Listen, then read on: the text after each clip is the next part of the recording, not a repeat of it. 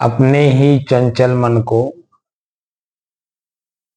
अपने ही बस में करके एकाग्रता, स्थिरता एवं स्वयं अपने आप में शांति का अनुभव करने के बाद स्वयं मैं कौन हूं को जानने की दृष्टि से साधना करते करते आज 1456 दिन हो गए। तारीख 1 नवंबर सन 2025, दिन शनिवार, प्रातः काल का समय।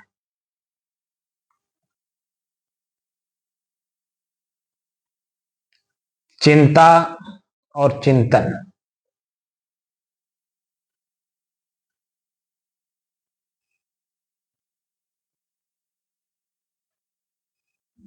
सांसारिक लोग सिर्फ चिंता करते हैं, मन में करते चिंता है और व्यवहार करते हैं चिंतन में, लेकिन उन्हें मालूम नहीं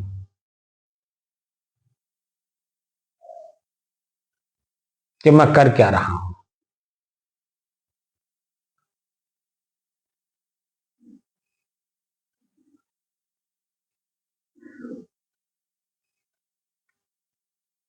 चिंता में सारा संसार डूबा हुआ है और उसी को बहुत बड़ा इश्यू बना करके प्रयोग करता है। जैसे अभी मैं ध्यान कक्ष में बैठा ही, तैसे हमारे सामने जो राम अवतार वो बैठे हैं, बड़े गट्स के साथ कि इनके मन में भी सिकन होगा, फलाने की औरत मर गई, क्या आपको पता है?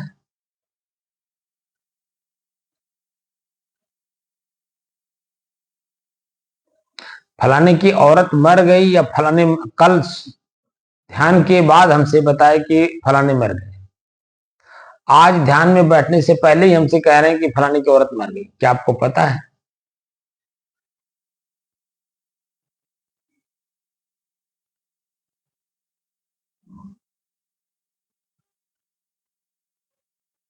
फलाने की औरत मर गई, अब ये चाहते हैं कि पूछे कैसे मर गई। इनके अंदर में है कि जिज्ञासा इनके अंदर में पैदा हो। हमने पूछ भी लिया, इनको पता भी नहीं लगा।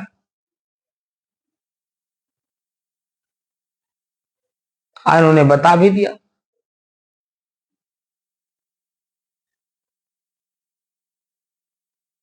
जब कोई भी घटना बाहर सुना जाए तो साधक का कर्तव्य बनता है उस पर चिंतन करे, चिंता नहीं करे, चिंतन करे। हमारे बीच से एक आदमी आज उठ गया, चला गया,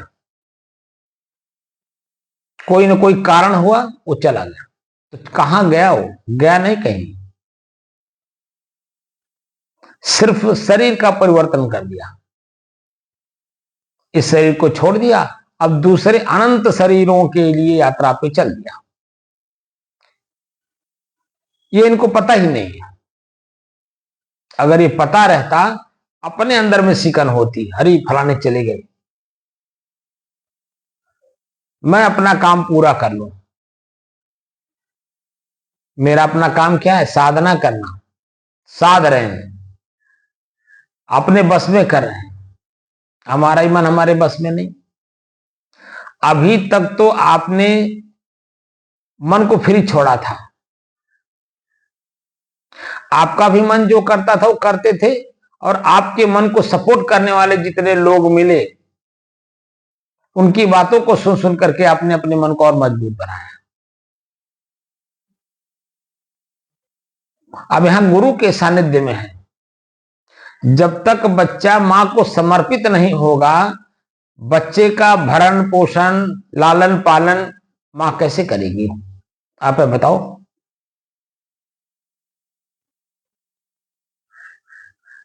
बच्चा जब माँ को समर्पित होता तब माँ उसकी सेवा कर पाती है। लालन पालन, देख रेख, उसका खान पान, उठना बैठना, सोना जागना, हर चीज देख करती हो। माँ का मन ही उसी में लगा रहता है कि बच्चे को वर्तमान में क्या जरूरत है, क्या कर रहा होगा। माँ जैसे ही ओझल होती है अपने बच्चे से, अपनी नजरों में नहीं देख, अपने नजरों से नहीं देखती है, मन में उसके बेचैनी रहती है, पता नहीं क्या कर रहा होगा मेरा बेटा।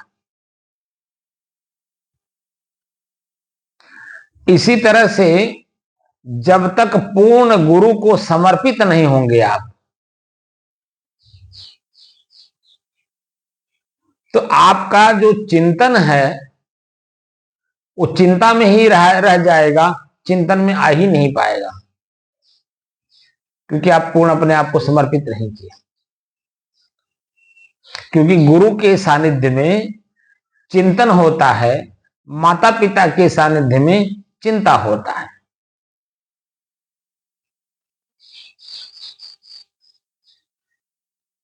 माता पिता को चिंता रहता है कि अगर 4 पैसा कमाएंगे नहीं तो शाम का भोजन कैसे होगा। उनके पास तमाम चिंता करने के लिए साधन है। दिन भर वो काम करते भी रहेंगे, सोचते भी रहेंगे, चिंता करते रहेंगे, और शाम को पीड़ित होकर के ही मन को शांत करेंगे। यानी जब सोने जाएंगे तो अनेकों प्रकार की मन में पीड़ा, दर्द, पश्चाताप, आत्मग्लानि कुल लेकर के सोएंगे।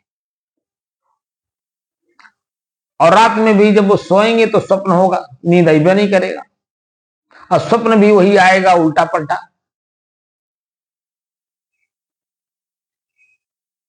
स्वप्न में भी वो दुखी रहता है, मतलब सोए में भी वो दुखी रहता है, क्योंकि वो स्वप्न देख रहा है, क्योंकि नींद आई नहीं।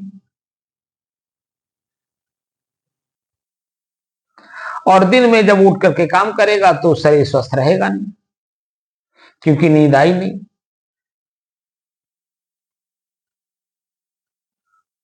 तो दिन में उसको जमुहाई, आलस, निद्रा आएगा। जिस काम को कर रहा है उस काम को भी सुचारू रूप से नहीं कर पाएगा, उसी में उल्टा पलटा काम करके अपने शरीर को और दुखी कर लेगा। कहीं उंगली कट गई, कहीं जल गया, कहीं पैर कट गया, कहीं ठेस लग गया, बोलते समय कोई ऐसा शब्द निकल गया कि सामने वाले को बुरा लग गया। यानी कोई न कोई घटना अपने शरीर के बारे में कर लेगा वर्तमान में, क्योंकि रात में नींद लिया नहीं पूरा।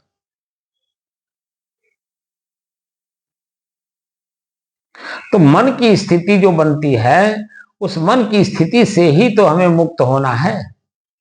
और साधक बनने का मतलब यही कि अपने शरीर, मन, इंद्रियों को ही तो अपने बस में करना, जो हमारे बस में नहीं है। तो पूर्ण समर्पित है नहीं। आज जब पूर्ण समर्पित नहीं तो आप करोगे क्या? वही हाल है धोबी का कुत्ता, न घर का न घाट का।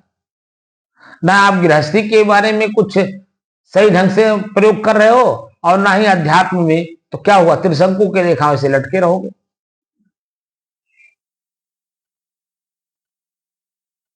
गृहस्थी तो आपने करके पूरा देख लिया, और उसी में रच पच गए, चीनी और पानी की तरह घुल मिल गए, और उसी को सत्य मान के काम भी आज भी कर रहे हो। जरा सा भी सिकन नहीं है। ये जो वर्तमान है, ये वर्तमान कब हमसे ओझल हो जाएगा कुछ पता नहीं है।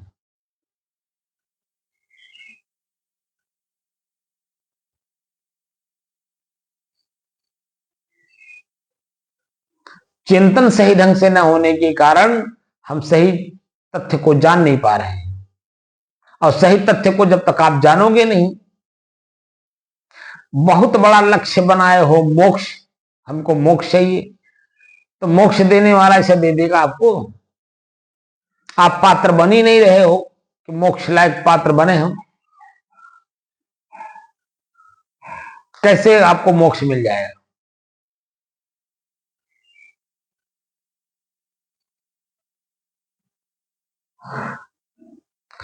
मोह का नाश जब बता दिया गया मौखिक रूप से कि मोह का नाश किए बिना मोक्ष दिखाई नहीं देता, और जब हमने कहा कि अपने शरीर को देखो, तो शरीर को देखने का मतलब क्या?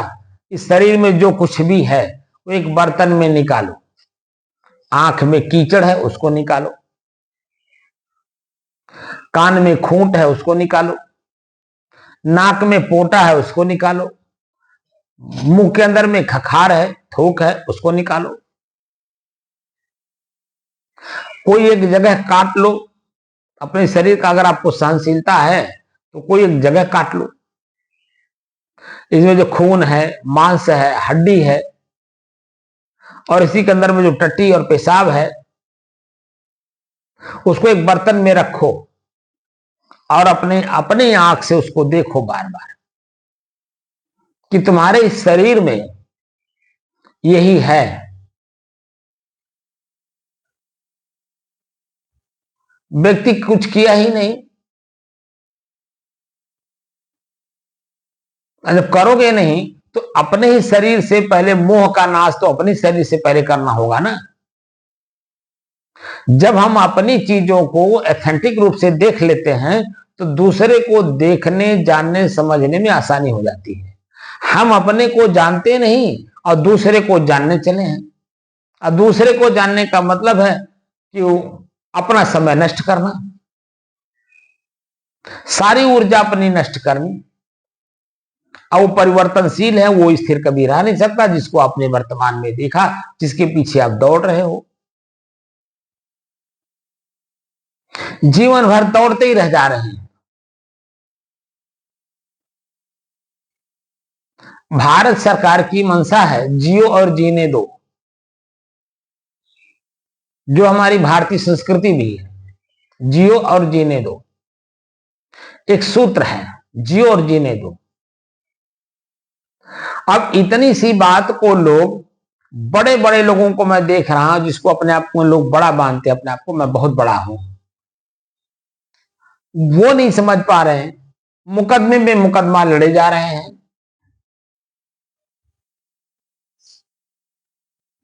आपस में सामंजस्य नहीं बिठा पा रहे हैं, क्योंकि कानून में यही कहता है कि अगर आप लोग समझौता कर लेते तो बहुत अच्छा था। जैसे ही समझौता लोग करना चाहते हैं, पूरा कोर्ट आपका जन्म एक्टिव हो जाता है कि चलो कम से कम ये लोग आपस में समझ तो गए,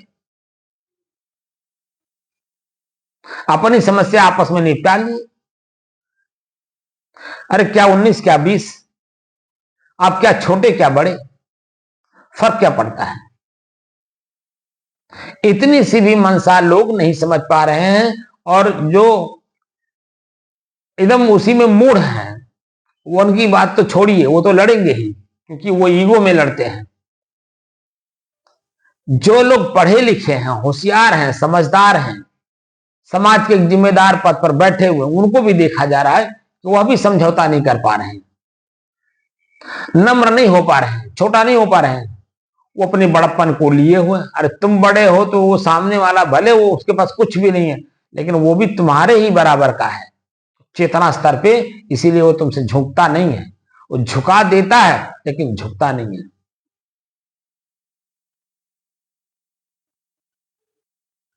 इतनी सी बात नहीं समझ में आए, कौन सा जीवन हम लोग जी रहे हैं कि छोटी सी बात भी समझ में ना आए? क्योंकि हम लोग समझदारी वाला काम नहीं करते। समस्या तो यूं है, और ना ही समझदारों के साथ बैठते हैं। और संसार में सबसे बड़ा अगर कोई समझदार है तो संत हैं, और बाकी सब वो खाली कहने के लिए हैं। विद्वान हो जाएंगे, शब्द का विद्वान हो जाएंगे, शब्द को बोलेंगे भी, लिखेंगे भी, लोगों को पढ़ाएंगे भी, लेकिन समझदारी अगर उनके साथ देखी जाए तो ना समझे हैं। क्योंकि शब्द को सही जगह पे सही समय पर यूज नहीं होता, प्रयोग नहीं करते हैं। अब चिंता पूरे संसार में व्याप्त है, बच्चे बच्चे में व्याप्त है। आजकल तो मैं और भी देख रहा हूं कि बच्चे बच्चे में चिंता व्याप्त है। 3 साल में ही, 3 साढ़े 3 साल में ही बच्चे को स्कूल डाल दिया जा रहा है। और जैसे ही वो 5-6 साल का हो रहा है, थोड़ा रेगुलर होना शुरू हुआ, अब उसके ऊपर जिम्मेदारी का बोझ लद गया। होमवर्क का, और चिंता में अब बेचारा डूबे जा रहा। जो कि ये जो शरीर है, इस शरीर को प्रौढ़ होने में कम से कम 5 साल लगता है। शरीर की जो नस नाड़ियां हैं, खून का सर्कुलेशन है, हर चीज प्रौढ़ होने में 5 साल लगता है। अब आप बता दीजिए, कच्चा सरसों आप पेर रहे हो, वो बच्चा क्या बनेगा? उसकी धारणा शक्ति, उसकी स्मरण शक्ति, समय से काम करने की क्षमता, शारीरिक क्षमता, मानसिक क्षमता, सामाजिक क्षमता कैसे बढ़ेगी उसकी? 5 साल तक तो आजकल बच्चे को माता पिता रहने ही नहीं दे रहे हैं उसकी अपनी स्थिति में, तो चिंता का कारण और बना रहे। छोटी सी प्रॉब्लम जो घर में आई कि बच्चा बड़ा चंचल है, अरे स्कूल में जाएगा उतनी देर तक कम से कम थोड़ा शांति तो मिलेगी। और इतनी सी बात को लेकर के उस बच्चे के साथ आत्महत्या करा दी जा रही है उसका। ना वो स्वयं की क्षमता रह जा रही, उस किसके साथ क्या व्यवहार करना है, ना ही उसके शारीरिक क्षमता रह जा रही है काम करने की। मानसिक स्थिति तो उसकी बिल्कुल ही डैमेज हो जा रही है, क्योंकि झुंझलाहट हो रहा है, क्रोध कर ले रहा, पढ़ते पढ़ते इतना तनाव में हो जा रहा है कि पता नहीं क्या क्या कर ले रहा है। और उसके ऊपर एक रद्दा रोज आप रखते हो, अरे पढ़ते लिखते तो हो नहीं, कुछ बनते हो नहीं, घर की समस्या कैसे समाधान हो? फलाने को देखो, फलाने पढ़ करके जन IAS हो गए, तुम किसी लायक नहीं हो, तुम नालायक हो, तुम ऐसे हो, तुम उसके ऊपर और प्रेशर देते हो। तो जो मानसिक स्थिति उसकी है वो कमजोर कर रहे हो, आप खुद कमजोर कर रहे हो, और उससे चाहते हो कि ये जो है बहुत बड़ा आदमी बने। लता, जो लता एक पौधा है, लूज होता है, वो उसका ग्रोथ खड़ा अपने आप में नहीं हो सकता। वो जब भी चलेगा तो सहारा पाकर के चलेगा। लता का जो उसका अपना शरीर है वो इतना लूज होता है कि वो अपने सहारे पे खड़ा ही नहीं हो सकता है, उसको एक सहारे की जरूरत है। ऐसे आप अपने बच्चों को कर दे रहे हो, एकदम लता की तरह लूज कर दे रहे हो। उसको अपने खुद की क्षमता का पता ही नहीं है कि मेरे अंदर में भी कोई क्षमता है, मैं भी कुछ कार्य करके समाज में अपनी प्रतिष्ठा बढ़ा सकता हूं। और अपनी प्रतिष्ठा के साथ साथ माता पिता, अपने बड़े बुजुर्गों का, अपने गांव का, अपने परिवार का, अपने समाज का हम नाम रोशन कर सकते हैं।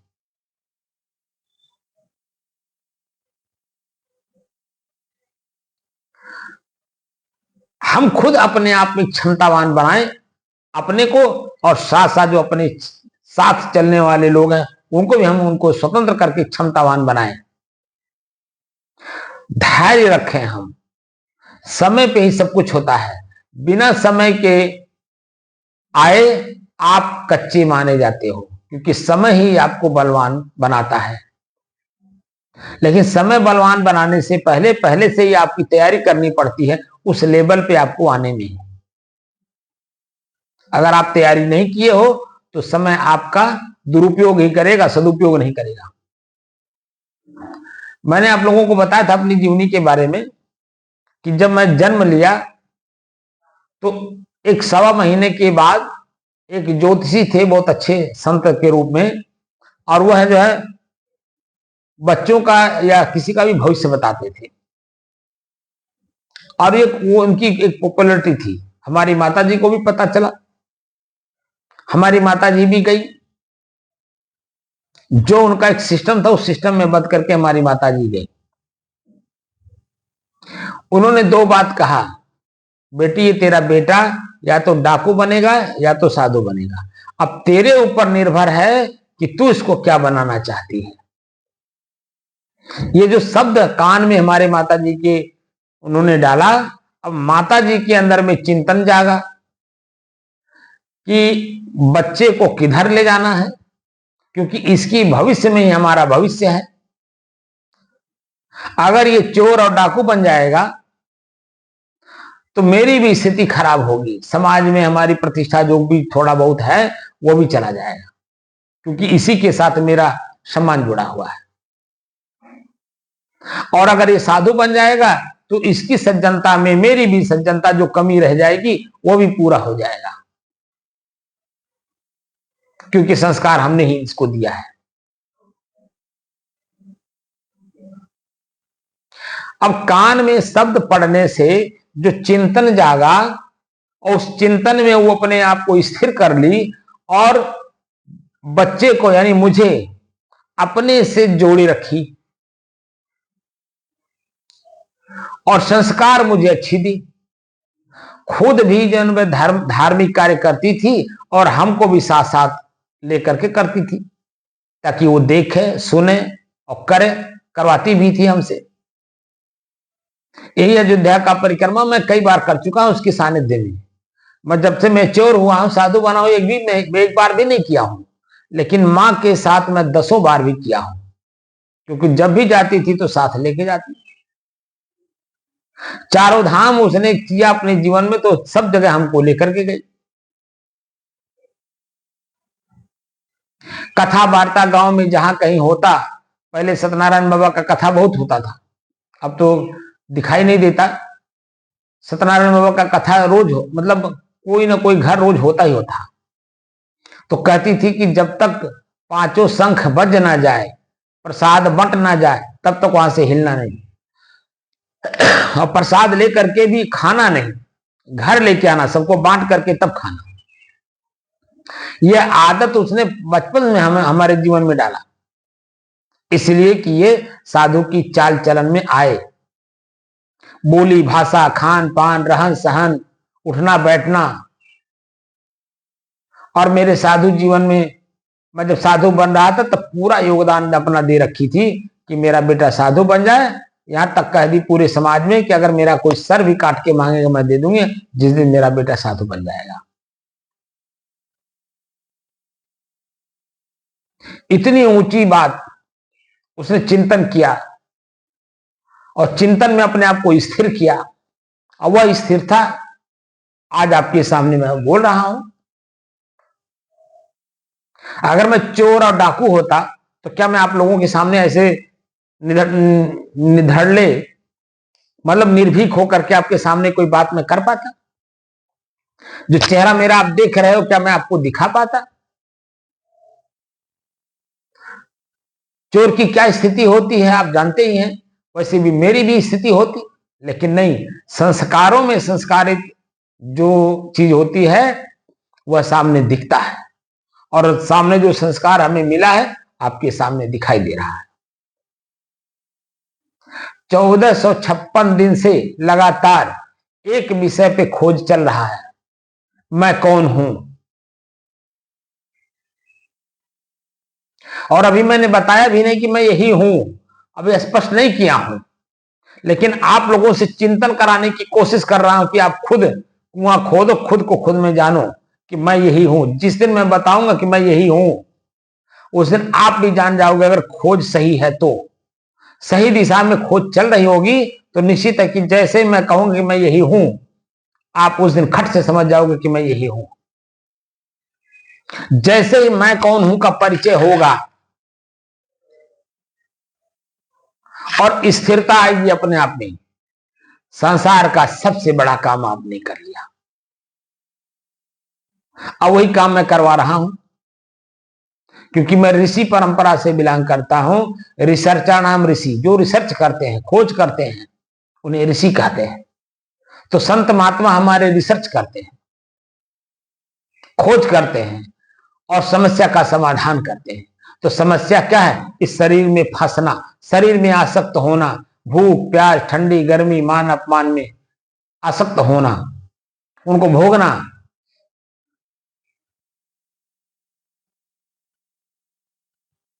और इससे ऊपर उठना ही आपका काम है, क्योंकि शरीर से ही मुक्त होना है कि जन्म ना होगा शरीर का, ना हम दुख सुख सहेंगे, ना हम पीड़ित होंगे। तो हम अपने शरीर से मुक्त होने का जो उपाय है, अगर हम उसको करेंगे नहीं तो मेरा काम कोई कोई और करेगा, क्योंकि लक्ष्य तो मेरा है। आप लोगों के सामने वीडियो में मैंने इनसे खुद पूछवाया है कि आपका लक्ष्य क्या है। रामावतार बाबू से हमने वीडियो में ऑन कैमरा आप लोगों से बात कराया हूं, और आप लोग जानते भी होंगे, ये खुद भी कहे हैं कि मुझे मोक्ष चाहिए, मैं मोक्ष के लिए साधना कर रहा हूं। और मोक्ष शब्द क्या होता है ये इनके दिमाग में स्थिर है ही नहीं।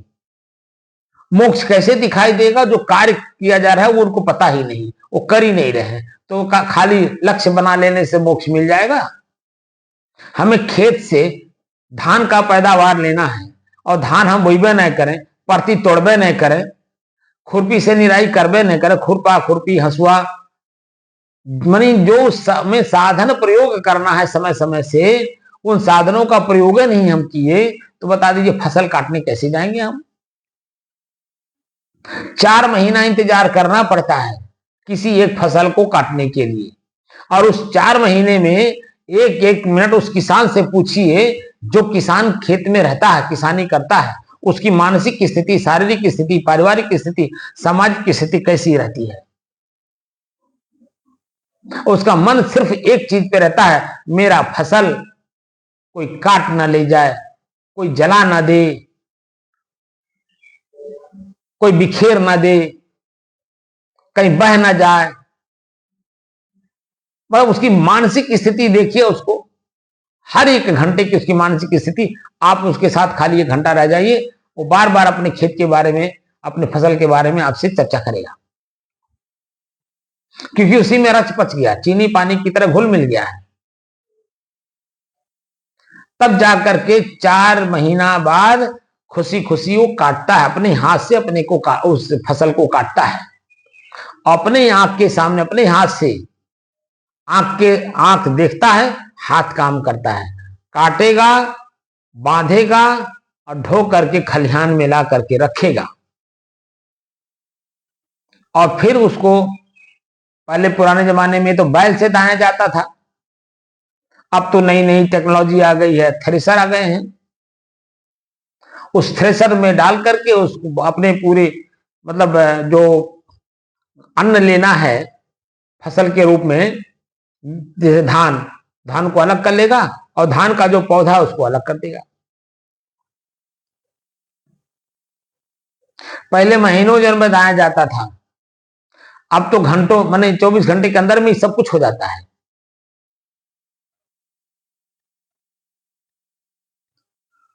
तो कहने का तात्पर्य है कि हम जब एक फसल लेने के लिए इतने सारे कार्य करते हैं, यहां सबसे बड़ा फसल हमें लेना है मुक्ति का, मोक्ष का, कि हम सदैव दुखों से छूटना चाहते हैं। तो सदैव दुखों से छूटना शब्द कह देने से क्या आप छूट जाओगे या हम छूट जाएंगे? अरे प्रारब्धानुसार जब तक हम इस शरीर में रहेंगे, मान लीजिए ज्ञान हमें हो गया, आत्मा मैं यही हूं, तो क्या आप इस शरीर को छोड़ दोगे इसी समय? उसके बाद भी आपको प्रारब्ध के अनुसार आपको इस शरीर में रहना होगा। सतर्कता बरतनी होगी ये कि अब पहले जैसा कार्य इस शरीर के साथ नहीं करना होगा। ये शरीर ही मैं हूं, अब ऐसा नहीं है, ये शरीर मेरा है, शरीर के सारे अंग मेरे हैं, मैं इसका मालिक हूं, अब मेरे द्वारा चलाए हुए इस शरीर को चलना है।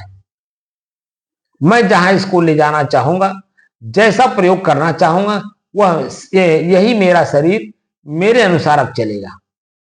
अभी तक तो हम शरीर के अनुसार चले, अब शरीर को मुझे अपने अनुसार चलाना है। तो आंख को खोलना है तो किसको देखना है, कितना देखना है, कब देखना है, किस रूप में देखना है, और देखने का परिणाम मेरे मन पर क्या पड़ेगा। यही कान सुनना है, किसका शब्द सुनना है, कब सुनना है, कितना सुनना है, सुन करके मेरे मन पर किसका क्या प्रभाव पड़ रहा है। जैसे रामावतार बाबू अभी साधना में बैठने से पहले शब्द का प्रयोग कर दिए कि फलाने की औरत मर गई, तो शब्द ही तो बोले। ये तो बड़े उत्साह में थे कि मैं इनको जना रहा हूं, कैसा घटना हो गया ये भी जान ले। लेकिन इनको नहीं पता है कि उस शब्द में आपकी और हमारी मानसिक स्थिति कैसी बनेगी। जो कि 1456 दिन से लगातार बैठ रहे हैं, लेकिन अभी भी इनके अंदर में वो असल में होता क्या, दो रसा, उसको बोलते दो रसा। हम दो रसा में अपनी साधना को कर रहे हैं। उधर गृहस्थी में भी रहना चाहते हैं, बेटा बेटी पतो नाती के साथ भी रहना चाहते हैं, और इधर साधना करके मुक्त भी होना चाहते हैं। तो संभव नहीं है, दोनों काम नहीं होता है। और आपके ही रामायण में जो जिस संस्था या संप्रदाय में आपने दीक्षा लिया है, वैष्णव संत में, वैष्णव संत रामायण को ही गाते हैं। उसी रामायण में लिखा है कि दुई काम न होए भुआलू और हंसब ठठाई फुलाए गालू। दो काम एक साथ नहीं होगा। एक हाथ से दो तरबूज नहीं उठता है, एक म्यान में दो तलवार नहीं रहते हैं। तमाम तरह के शब्द का प्रयोग आप लोग सामान्य जीवन में करते हो, लेकिन फिर भी अपने आप को उसी दिशा में लेके जा रहे हो, तो मोक्ष का क्या मतलब है? इस सुनने से क्या मतलब है? हाँ, इतना तो जरूर है कि जितने देर सुनोगे उतने देर सांसारिक बातों से, उनके संस्कारों से, उनके कर्मों से मुक्त रहोगे, इतना तो है। लेकिन फिर काय की तरह फिर छालेगा। जैसे मैं बोलना बंद करता हूं, वैसे ही जन ये अपने उसी निद्रा में छपरी मारने लगते हैं और समझते हैं कि मैं बड़ा भारी काम कर रहा हूं, मैं चेतना में हूं। चेतना में रहने वाले की जो शरीर की स्थिति होती है ना, वो बता देती है कि चेतना में है अथवा नहीं।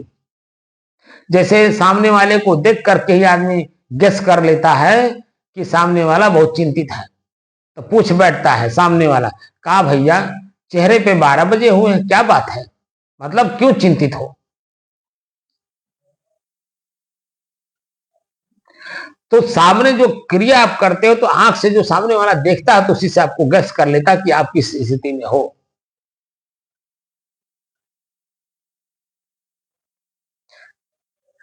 चेतना का मतलब प्रकाश, अब प्रकाश का मतलब होता है जैसे लाइट जल रही है तभी मेरा चेहरा दिख रहा है। आप लोग हमारे चेहरे को देख रहे हो क्योंकि लाइट जल रही है।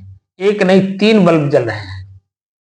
2 बल्ब 7 वाट के हैं, एक बल्ब है 9 वाट का है।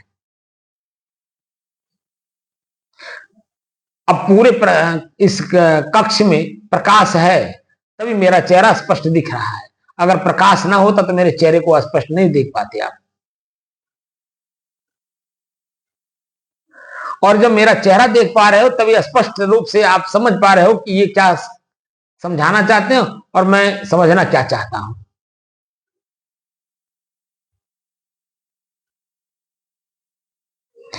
स्थितियां हमारे सामने जैसी होती हैं, हमारा मनोभाव ऐसा बन जाता है। हम अपने पूर्व के मनोभाव में नहीं रह पाते हैं। इसीलिए सृष्टि का क्रम ही बना हुआ है परिवर्तन, और उस परिवर्तन को मैं देख नहीं पाता, और देखता भी हूं तो अपनी स्थिरता को नहीं देख पाता कि सृष्टि में यानी प्रकृति में परिवर्तन हो रहा है, न कि मेरे अंदर में। इसीलिए मैं आप लोगों को एक एक शब्दों पर एक एक समय में पूरी चर्चा कर देना चाहता हूं, ताकि आप लोगों के अंदर में जो भ्रम है मन के अंदर में, वो भ्रम दूर हो जाए और एकदम स्पष्ट हो जाए कि इस शब्द का मतलब यहां पर ये होता है और इस स्थिति का नाम ये शब्द से उच्चारित किया जाता है।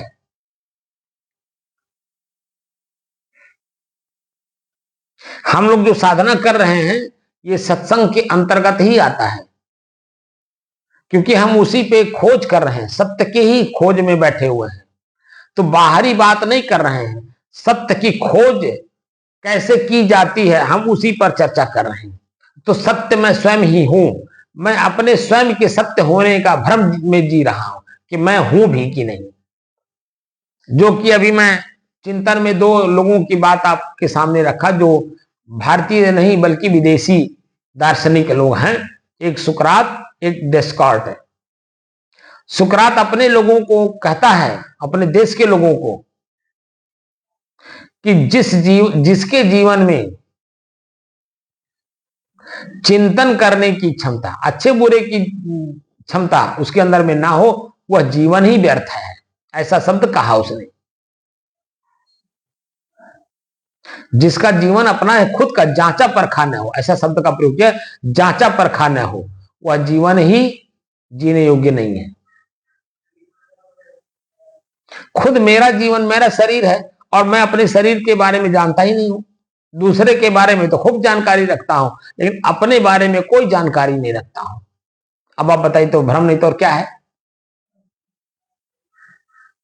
और डेस्कार्ट ने कहा कि मैं चिंतन कर रहा हूं कि मैं हूं, मैं हूं, ये चिंतन कर रहा हूं इसलिए मैं हूं, और ये चिंतन हो रहा है। मैं बोल रहा हूं इसलिए मैं हूं, मैं सोच रहा हूं इसलिए मैं हूं, मैं बोल रहा हूं इसलिए मैं हूं।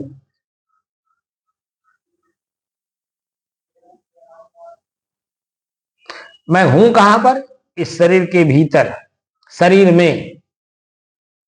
तभी आवाज निकल रही है, तभी हाथ हिल रहा है, तभी हम समझदारी में बात भी कर रहे हैं। अगर मैं ना होता तो क्या ये शरीर के कोई अंग बोलते? आप बताओ, शरीर का कोई अंग हिलता है किसी मुर्दे का? जब बाह्य शरीर का अंग कोई हिलता डुलता नहीं है तो भीतर का जो सूक्ष्म शरीर वो कैसे काम करेगा? इसलिए चिंता त्याग करके चिंतन में आने की कोशिश करिए। और चिंतन यह है कि जैसे मान लीजिए इन्होंने बताया कि फलाने की औरत मर गई, चिंतन क्या कहता है कि भैया देखो, अब फलाने तो अभी कितनी उम्र की थी, ज्यादा से ज्यादा 65 साल की नहीं होंगी, लेकिन अभी शरीर से हिष्ट पुष्ट थी, अपना काम स्वतः कर लेती थी। और घटना क्या घटा कि वो सब्जी लेने गई थी स्कूटी से, स्कूटी स्वयं चला रही थी, इसका मतलब है कि हिष्ट पुष्ट थी तभी तो स्कूटी चला रही थी। घटना क्या घटा कि स्कूटी का अगला पहिया पंचर हो गया, और जैसे पंचर हुआ वो गिर पड़ी, पता चला पीछे से कोई गाड़ी आया, मार दिया, ऑन द स्पॉट वहीं खत्म हो गई।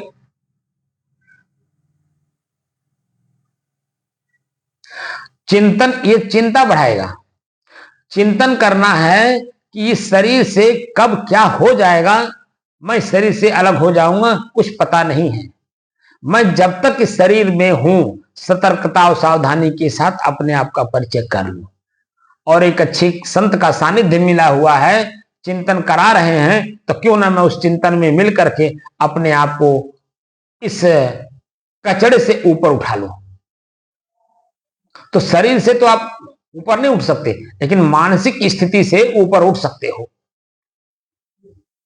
क्योंकि पकड़ करके जिस चीज को रखे हो मन में, वही दुख का कारण बनता है। मेरा बेटा, मेरा घर, मेरा खेती, मेरा आय का साधन, मेरा अपना शरीर, मैं फलाने का बाप हूं, ये जो बातें मन में बैठा हुआ है, यही पकड़ करके हम लोग बैठे हैं। कौन किसका बाप है, कौन किसका बेटा है, इतना भी अकल नहीं है। शरीर अलग अलग है, और अलग अलग शरीर में अलग अलग ड्राइवर बैठा हुआ है, तो वो अपने हिसाब से अपना गाड़ी चलाएगा ना, आपके अनुसार थोड़ी चलाएगा। यही प्रत्यक्ष प्रमाण दिख रहा है कि रोड पर पैदल भी आदमी चल रहा है, और यही रोड पे दिख रहा है आकाश में हेलीकॉप्टर से भी लोग उड़ रहे हैं। तो जितना भी चलने फिरने का साधन है, उन सभी साधनों में एक ड्राइवर बैठा हुआ है, उसको चलाने वाला अलग से। साइकिल पे बैठा वो भी ड्राइवर, मोटरसाइकिल पे बैठा चला रहा वो भी ड्राइवर, कार चला रहा है वो भी ड्राइवर, बस चला रहा है वो भी ड्राइवर। तो हर एक साधन पर एक ड्राइवर बैठा हुआ है और अपने अनुसार अपनी गाड़ी को चला रहा है। आप अपने गाड़ी को कैसे चला रहे हो जिस गाड़ी पे आप बैठे हो? तो ऐसे ही ये जो शरीर है, अलग अलग शरीर में अलग अलग चेतना बैठी हुई है, अलग अलग उसमें आत्मा है, और वो अपने संस्कारों के अनुसार अपने शरीर को चलाएगा, जैसा उसने अपने को मेंटेन किया है, यानी उसको संस्कार जैसा मिला है उसी संस्कार के अनुसार वह अपनी गाड़ी को ड्राइव करेगा। मतलब जिस कुल में, जिस माता पिता के संस्कार से संस्कारित है बच्चा, उसी संस्कार में वो अपनी गाड़ी को चला रहा है, यानी शरीर को चला रहा है। तो क्या हमारे आपकी बात मानेगा वो? क्योंकि वो जो मैं हूं वही वो भी है, उसके भी समझ है, अब समझ को विकसित कितना कौन किया, ये प्रश्न है। तो समाज में जैसे जिस समाज में हमारी उठना बैठना होता है उसी तरह का हमारी मानसिक विकास होता है। अब दूसरे समाज में मैं जाने की योग्यता नहीं रखता हूं, इसीलिए उनको हे दृष्टि से देखता हूं, उनकी निंदा करता हूं, उनकी आलोचना करता हूं, उनकी अवहेलना भी करता हूं, जो कि वो हमसे बेहतर हैं, लेकिन वहां तक हमारी आंतरिक सामर्थ्य नहीं कि उसको मैं समझ पाऊं और अपने को बदल पाऊं, बल्कि उसे हम अपने में बदलना चाहते हैं। अब आप समझिए, तो चिंता हमको दबाता है, हमारी मानसिक स्थिति को दबाता है, और चिंतन हमारी मानसिक स्थिति को उभारता है। किसी का एक्सीडेंट हुआ, सुन लिए, चिंता हो गई, कैसे मर गए, क्यों मर गए, अरे उनका क्या होगा, अरे उनके बच्चों का क्या होगा, अब ये चिंता है। लेकिन चिंतन वही झट से अगर आ जाए कि भैया हो देखो वो अपना काम की कि नहीं की, तो उनका विषय है, सब्जी लेने गई थी, सब्जी भी नहीं घर तक लेके पहुंच पाई और बीच में ही रह गई, और अनंत काल तक वापस अब उस घर में नहीं आएंगी। जब उस शरीर में ही नहीं रहेंगी तो घर पे कैसे वापस आएंगी? क्योंकि शरीर से वापस घर तब आएंगी जब उस शरीर में श्वासा चलेगा और डॉक्टर ट्रीटमेंट करेंगे, हॉस्पिटल जाएंगी, महीना 2 महीना लगेगा, फिर वो अपने घर को वापस आएंगे। लेकिन जब उस शरीर में वो है ही नहीं, श्वास चल ही नहीं रहा है, तो कैसे वापस आएंगे? तो भैया हम अपना काम कर रहे हैं, जो काम कर रहे हैं उसको हम समय रहते अपना काम पूरा कर लें, ये चिंतन कहता है। और वो हमारा लक्ष्य क्या है? मोक्ष। मोक्ष वाला काम हमें करना है, इसलिए भैया हमें दूरी बना करके रखना है। क्या क्या करना है? मोक्ष के रास्ते में जो साधन जाते हैं उन साधनों को ही हमें प्रयोग करना है। वो साधन है आसुरी गुण त्याग करके दैवी गुणों का पालन करना है, तब आप अपने मोक्ष की ओर बढ़ पाएंगे। उसमें दया, क्षमा, संतोष, धैर्य, विचार, विवेक, गुरु भक्ति, नम्रता, कोमलता, सहनशीलता, धैर्य, क्षमा, ये सब पूरा लागू करना पड़ेगा समय समय से। वहां किसी के साथ गुस्सा नहीं करना होगा, किसी के साथ वाद विवाद नहीं करना होगा, बल्कि समय नष्ट करने के बजाय समय का सदुपयोग करेंगे, हम बैठ करके साधना करेंगे। अपने ही हाथ पैर आंख नाक कान को बांध करके बैठेंगे और अपने शरीर को देखेंगे कौन सा अंग क्या काम कर रहा है। हम जितना ही इसमें लीन होंगे हम बाह्य चीजों से मुक्त होंगे, तो चिंता मुक्त होंगे। तो चिंता मुक्त होने का मतलब हुआ कि 84 लाख जोनियों से छूटना, और चिंतन करने का मतलब हुआ अपने आप से जुड़ना। जो मैं अनंत काल तक अनंत शरीरों में रह करके दुख सुख को देखा जाना समझा भोगा, अब मैं चाहता हूं कि अनंत आगे अनंत काल तक मैं रहूं, लेकिन मेरा शरीर मेरे साथ ना रहे, जो मुझे दुख देता है, पीड़ा देता है, क्षणिक सुख दिखा देता है और अनंत काल तक के लिए दुख के गर्त में डाल देता है। तो ऐसी स्थिति हमें नहीं चाहिए। तो उसके लिए अपने शरीर और शरीर के अंगों को अपने बस में करें, जो हमें आज तक दुख ही दिए। आंख ने दुख दिया मुझे रूप को दिखा करके, कान हमें दुख दिया शब्द सुना करके, जीभ हमें दुख दिया शब्द बोल करके और स्वाद लेकर के, नाक हमें दुख दिया दुर्गंध लेकर के, लिंग हमें दुख दिया स्पर्श विषय को भोग करके। कहीं भी किसी भी क्षेत्र में क्षण मात्र का सुख लगता है, लेकिन दुख अस्थाई बना देता है, क्योंकि वो दिमाग में डाल देता है सुख इसी में मिल रहा है, ये जब तक आपको मिलेगा नहीं तब तक आप सुखी हो नहीं सकते। ये आपका मन आपके साथ भ्रमित आपको कर देता है। अब मन हमारे साथ है, मन भी 2 रूपों में चलता है, एक चिंता बढ़ाता है, एक चिंतन करके चिंता मुक्त करता है। तो संग कैसा हम किए हैं, चिंता करने वाली या चिंता मुक्त होने वाली? संत महात्मा चिंता मुक्त होने वाली वृत्ति को उभारते हैं, यानी मन को बताते हैं कि ये इस काम को करने से चिंता मुक्त हो जाओगे और इस काम को करोगे तो चिंता ग्रसित ही रह जाओगे।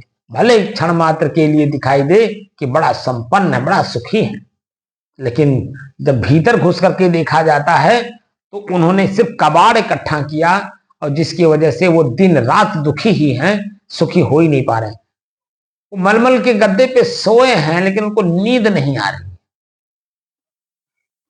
नींद आने के लिए 2-2 गोलियां खा रहे हैं नींद आने के लिए, फिर भी नींद नहीं आ रही। इंजेक्शन ले रहे हैं नींद की, फिर भी नींद नहीं आ रही। तो हार्ट अटैक नहीं बढ़ेगा, ब्रेन हेमरेज नहीं होगा, आप सुसाइड नहीं करोगे तो और करोगे क्या?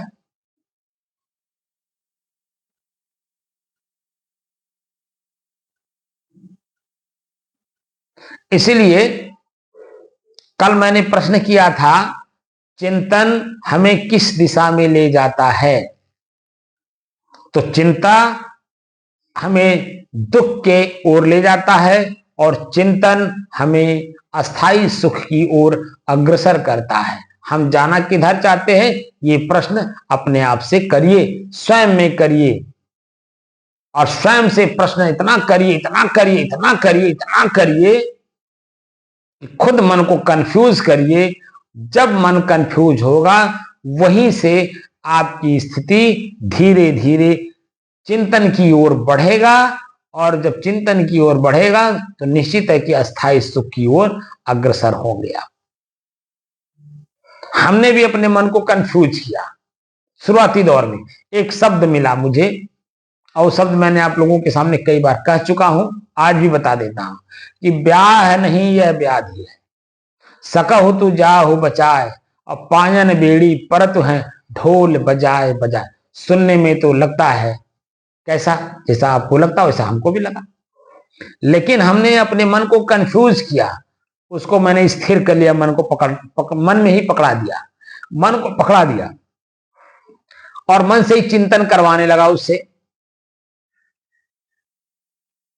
कि ब्याह लोग बड़े शौक से करते हैं, धूमधाम से करते हैं और ब्याह करने के लिए पूर्व में तैयारी 20 साल पहले करते हैं। खेती बाड़ी बढ़ाना, दुकान बढ़ाना, नौकरी में पदोन्नति करना, ये करना, वो करना, ऐसा करना, वैसा करना, मार दुनिया भर का बवाल करते हैं उसी शादी को करने के पहले कि हमारी शादी अच्छे घर में हो, अच्छी लड़की आए, अच्छे संस्कारित हो, उसके माता पिता, उसके परिवार के लोग संस्कारित हो, अच्छे हो, तमाम मन में बातें लेकर के घूमते रहते हैं।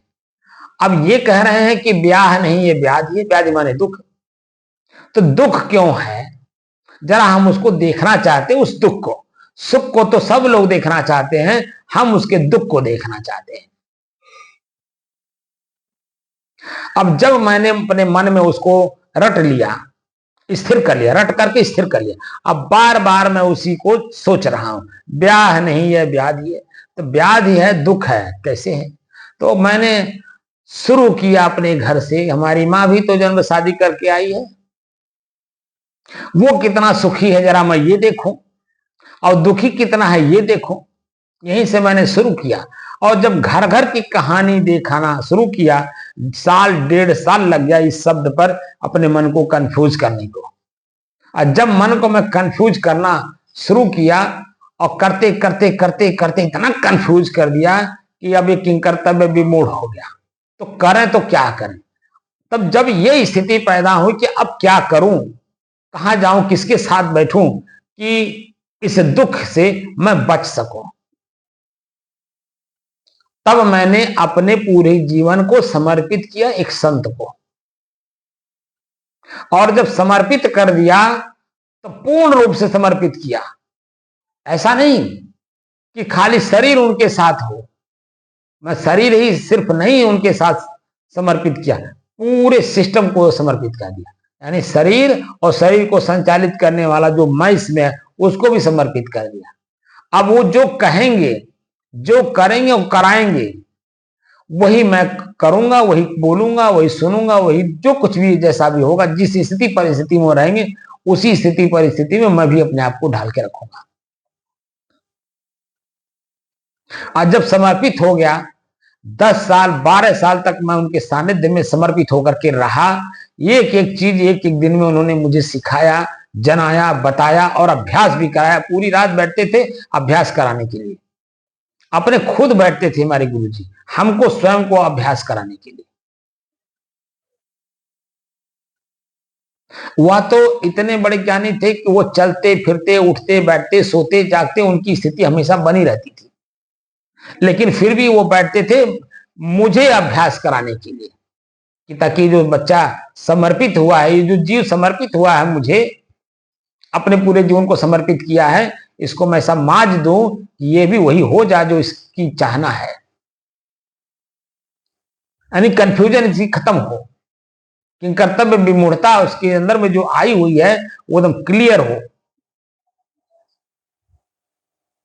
कि ब्याह नहीं है व्याधि है, सकहु तू जाहु बचाए। तुम बच जाओगे तो बच करके तुम जाओगे कहां? अरे ब्याह से अगर बच गए, मानी उस दुख से बच गए, तो फिर जाओगे कहां? तो कहां जाओगे, यह स्थिति प्रश्न बनी। तो कहीं जाना नहीं है, कहीं आना नहीं है, कहीं किसी से मिलना नहीं है, बातचीत नहीं करना है, यानी कहीं आना जाना अगर रह गया, इसका मतलब हुआ कि प्रकृति की व्यवस्था से अभी आप अपने आप को अलग नहीं कर पाए, यानी शरीर से मुक्त नहीं हो पाए। जब शरीर से मुक्त होंगे तो कहीं आना जाना नहीं रह जाएगा, बल्कि जो मैं हूं उसमें हम स्थिरता पूर्वक स्थित हो जाएंगे।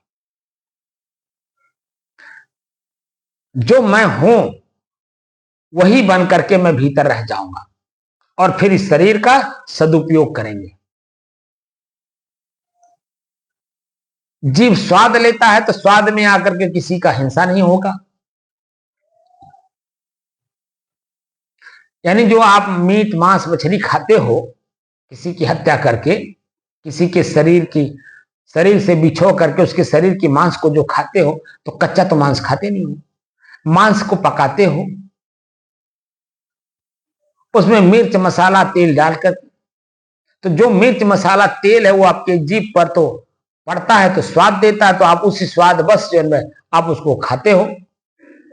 अब यहां हम जीव के स्वाद में किसी की हत्या नहीं करेंगे। किसी की हत्या करने से पहले हम 100 बार सोचेंगे कि उसकी हत्या नहीं, हम अपनी खुद की हत्या कर रहे हैं। अपने विचारों का, अपने कर्मों की हत्या कर रहा हूं मैं, और इस हत्या से मेरा अपना ही नुकसान है, मैं पीड़ित होऊंगा। इसलिए हम बासी रोटी भी खा लेंगे चलेगा, नहीं भी खाएंगे चलेगा, पत्ता खा लेंगे, लेकिन हम स्वाद जीव का नहीं देंगे। आंख को कम खोलूंगा, जब आंख को कम खोलूंगा तो निश्चित है कि हम कम देखेंगे, और कम देखेंगे तो कम आकर्षित होंगे। तो किसी की चीज को देख करके हम किसी उठाएंगे नहीं, तो विचार करेंगे। अगर आंख खुल भी गया और हम देख भी लेंगे कि किसी का 1 लाख रुपए की गड्डी गिरी हुई है और रास्ते में गिरी हुई है, हम उठाएंगे नहीं उसे। उसमें हम चिंतन करेंगे, उठा लिए, मान लीजिए कोई नहीं देख रहा है, हम फिर उठा लिए, तो हमारा जो मन है बार बार उसी रुपए पे जाएगा, कहीं कोई देख तो नहीं लिया, कहीं कोई समझ तो नहीं लिया, किसका गिरा है, कोई धनवान व्यक्ति का गिरा है कि 1 लाख गिर जाने से उसका कोई फर्क ना पड़े, या किसी व्यक्ति का जो किसी से कर्ज लेकर के शादी ब्याह, लड़की का विवाह करना है, या खेत खरीदना है, या कोई प्रॉब्लम में है, किसी से लेके आ रहा था रास्ते में गिर गया। तमाम तरह के प्रश्न मन में उठते हैं, और वो प्रश्न जब तक आप खर्च नहीं कर लोगे तब तक वो रहेगा, लेकिन वह संस्कार आपके मन को जब तक इस शरीर में आप रहोगे बार बार वो पैसा नहीं रह जाएगा। 1 लाख रुपया माने कुछ नहीं, 1 हफ्ता 10 दिन चलेगा, आपके साथ रहेगा, और उसके बाद वो आपके साथ कैसे खसक जाएगा, जैसे अंजुली में पानी लेते हो, आप खाली 2 मिनट ऐसे लेकर के खड़े हो जाओ, और वही पानी जब पीने चलोगे तो पानी हाथ में रहेगा ही नहीं। ऐसे ही ये जो पैसे हैं, धन संपत्तियां हैं, मान प्रतिष्ठा है, ये तो बस खाली अंजुली में पानी लेने तक की है, और ये कब खसक जाते हैं कोई पता नहीं लगता है। तो चिंतन करना चाहिए। पैसा उठा लेंगे तो चित्त वृत्तियां उसी में बार बार जाएंगी। मिल गया तो क्या करूं, इसका भंडारा कर दूं, किसी को दे दूं। मतलब जब जैसे जैसे आपका मन पवित्र होता जाता है तो ये होता है कि हम क्या करेंगे, इसको मिल गया है तो उठा लो, किसी को दे देना, ये भी भावना आती है। नहीं उठाए तो बार बार पश्चाताप में डूबाएगा, यार ले लिए होते। क्योंकि जहां जाओगे वहां उनका प्रॉब्लम देखोगे, अब प्रॉब्लम में आपको वही बार बार याद आएगा, यार वो पैसा ले लिए होते, उठा लिए होते, इनको दे देते तो इनका समस्या समाधान हो जाता। अब वो बार बार पश्चाताप में डूबेंगे। तो ऐसा चिंतन करना है कि रुपया हम उठाएं तो और ना उठाएं तो उसका परिणाम हमारे मन पर बुरा असर ना डाले।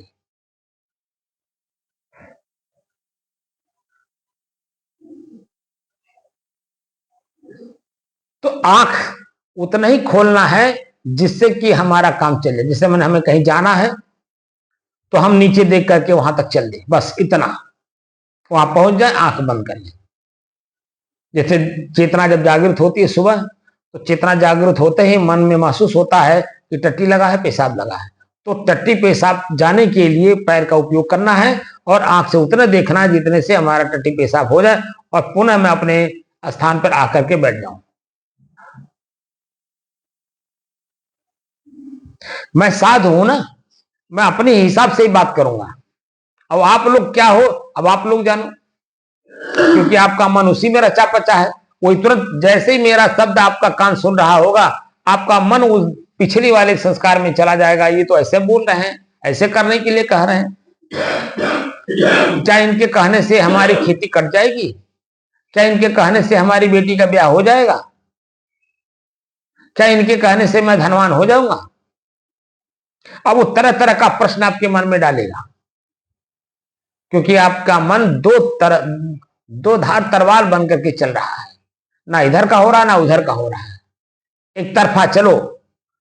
किसी भी काम को करते समय आपने लक्ष्य बनाया, तो जब तक वो लक्ष्य मिल ना जाए तब तक उसी पे काम करिए,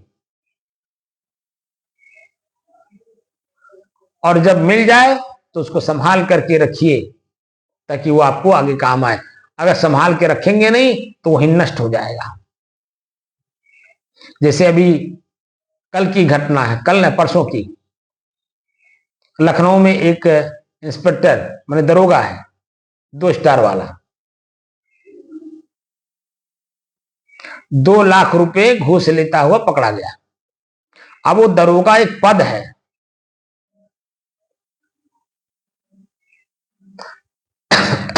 उस पद पर आसीत व्यक्ति ने जो काम किया, अब वो पद तो नहीं ना दुरुपयोग हुआ, उस पद पर बैठने वाले व्यक्ति का दुरुपयोग होगा। पकड़ा जाएगा, पकड़ा गया घूस लेते हुए, अब वो सस्पेंड होगा, केस चलेगा, जीतेगा कि हारेगा तो कितने साल लगेगा पता नहीं, लेकिन तत्काल में उसकी बेइज्जती तो हुई। किसकी हुई? वो वर्दी की नहीं हुई, उस पद की नहीं हुई, उस व्यक्ति का दुरुपयोग हुआ जिसने उस वर्दी में आकर के, तहस में आकर के उस काम को किया। अब उसकी जिंदगी खतरे में पड़ गई, सरकार के चंगुल में आ गए। तो पद, हम संत पद पर, हमारा एक पद है संत पद, तो संत का क्या पद होता है, संत किसको कहते हैं? अगर हमें अपने ही पद की गरिमा हमने बना के रखेंगे तो क्या मेरी गरिमा कोई और करेगा? क्या हमारी आंख बनाएगी? क्या हमारा कान बनाएगा? ये तो खुद जड़ है, ये सुन ही नहीं सकते जब तक मैं इसमें न रहूं। अगर मैं सुनता तो मुर्दे में भी तो जो शरीर है, आप लोग रोते हो, गाते हो, चिल्लाते हो या कुछ भी करते हो तो सुनता ना आपकी बात को, लेकिन नहीं सुनता क्योंकि कान में सुनने की क्षमता नहीं है। कान को प्रयोग करने वाले में क्षमता है कि कान का उपयोग कब कर रहा है। तो मैं शरीर में हूं और मैं ही अपने शरीर के बारे में नहीं जान पा रहा हूं कि मैं अपने कान को प्रयोग कहां कर रहा हूं, किसकी बात को सुन रहा हूं, और सुन करके मैं मन को कैसे तवज्जो दे रहा हूं। जब कोई व्यक्ति किसी के बारे में बोलने आए और जब कान लगा के आप सुनना शुरू किए तो जान लीजिए कि आप अपने साथ हत्या कर रहे हैं। आप खुद अपने हत्या कर रहे हो। अपने कान को हिदायत दे रखो, उस पर स्ट्रिक्ट रहो कि किसी भी बात को इतना ना सुन ले कि मुझे जन वो परेशान हो, मैं परेशान होना शुरू हो जाऊं। मानसिक स्थिति को एक हल्कापन देने के लिए, ताकि मैं अपने आप में जैसा हूं वैसा रह सकूं, इसलिए चिंता त्याग करके चिंतन में हमें प्रवेश करना चाहिए। और चिंतन का आत्मोत्कर्ष है, माने उसका जो महत्व, उत्तम महत्व है, ऊंचा, वो है स्वयं में स्वयं को स्थापित कर लेना। और स्वयं में स्वयं को जब स्थापित कर ले जाओगे तो निश्चित है ये शरीर और शरीर के सारे अंग आपके बिना इजाजत के कोई एक कदम भी नहीं हिल सकता है। अब आपके ऊपर निर्भर करता है, आप चिंता में रहना चाहते हैं या चिंतन में। अगर चिंतन में आना चाहते हैं तो एक एक वाक्य को, संत के एक एक वाक्य को अपने जीवन में धारण करना पड़ेगा। जो वो बताएं उस पर अपने को अमल करना होगा, अभ्यास करना होगा, आदत में लानी होगी, तब जाकर के वह चीज आप समझ पाएंगे, आपकी समझ बढ़ेगी, जिस समझ से मैं अपने आप में अपने आप को स्थित कर पाऊंगा। अभी तो समझ ही नहीं बढ़ रही है, इसलिए कि आप दो तरफा चल रहे हो। उधर परिवार को भी लेकर चल रहे हो मन में, और इधर जन्माध्यात्म को भी आप लेकर के चलना चाहते हो। तो दुई काम न होए भुआलू, हसब ठठाई फुलाई गल। दो काम एक साथ नहीं होगा। जब भी होगा एक समय में एक ही काम होगा। अगर आप मुक्त होना चाहते हैं तो परिवार, समाज, शरीर सबको त्याग करना पड़ेगा। और अगर आप मुक्त, जिस दुख से मुक्त होना चाहते हो उसी से अगर आप मुक्त होना चाहते हैं तो उसको लिए रहो आप, कोई फर्क नहीं पड़ता। चिंता किए रहो, शरीर में जो कुछ सुख दुख हो रहा है उसको महसूस करो। फिर अध्यात्म में ये मत कहना कि अध्यात्म हल्का है, वो हमारे जीवन को नष्ट कर देगा, ये कर देगा, वो कर देगा। तमाम तरह के प्रश्न जो मन में उठ रहे हैं वो आपका अपना गलत धारणा है, आपके मन की स्थिति की गलत धारणा है।